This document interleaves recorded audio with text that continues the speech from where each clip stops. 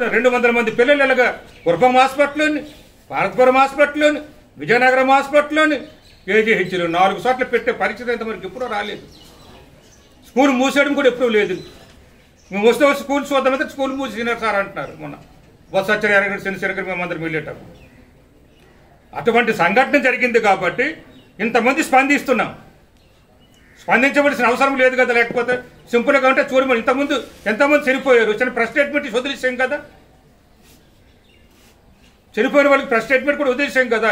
ఇలాగా ఇప్పుడు మేము వెళ్ళడం లేదు కదా. రాజకీయం చేస్తున్నారు, మేము రాజకీయం చేయలేదు, మీరు రాజకీయం చేస్తున్నారు. ఒకటికి ఇంకొకటి మాట్లాడుకొని గతంలో మీరే గెంతులు వేశారు ఎమ్మెల్సీగా ఉండి. ఎక్కడో 100 కోటికి ఒకరు చనిపోతే నేను చాలా సంఖ్యలు చనిపోరని ఎక్కడ చెప్పలేదు. 100 కోటికి మీరు ఎంత చేసినా చనిపోదని ఉంటారు. కానీ ఇది ఇంత పెద్ద సంఘటన జరిగింది కదా అని. మీ నియోజకవర్గంలోనే 2 నెలలను 3 చనిపోయారు. మీ సాలూరు నియోజకవర్గంలోనే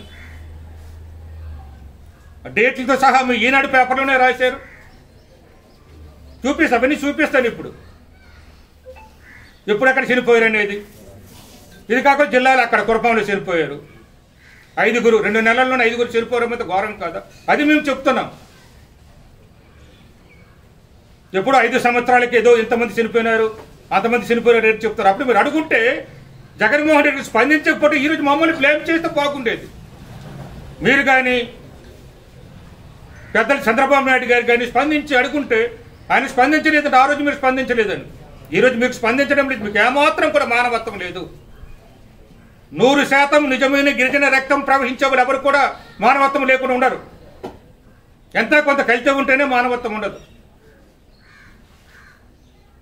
జగన్మోహన్ రెడ్డి గారేమో 5 లక్షలు ఇచ్చారు, ఆయన సొంత డబ్బులు ఇచ్చారు. మీరు ఇప్పుడు ఇస్తే ఎవరు డబ్బులు ఇస్తారు? ప్రభుత్వం డబ్బులు ఇస్తారు, మీ జేబులో డబ్బులు ఇవ్వరు.